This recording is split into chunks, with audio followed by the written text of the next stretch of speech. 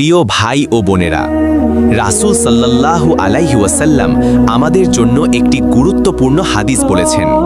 দুনিয়াকে যে ভালোবাসে সে আখিরাতকে ক্ষতি করে, আর যে আখিরাতকে ভালোবাসে সে দুনিয়াকে ক্ষতি করে। তাই তোমরা নশ্বর দুনিয়ার বদলে আখিরাতকে বেছে নাও। মুসনাদ আহমদ। একবার ভাবুন, এই দুনিয়া যতই আমরা আঁকড়ে ধরি, যতই ভালোবাসি, সব কিছু একদিন আমাদের ছেড়ে চলে যাবে। টাকা, মান সম্মান, ঘর বাড়ি কিছুই চিরস্থায়ী নয়। যে মানুষ দুনিয়ার প্রতি অতিরিক্ত লোভী, বিলাসিতা পছন্দ করে, সে ধীরে ধীরে আল্লাহর পথ থেকে দূরে সরে যায়। কিন্তু যে ব্যক্তি আখিরাতকে বেশি ভালোবাসে, নামাজ আদায় করে, সততা ধরে রাখে, ভালো কাজ করে, সে আল্লাহর কাছে প্রিয় হয়।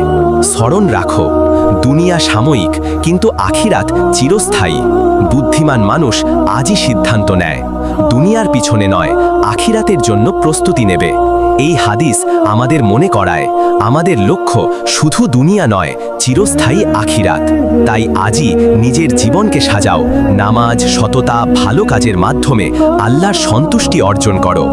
আল্লাহ আমাদের সঠিক পথ দেখাক।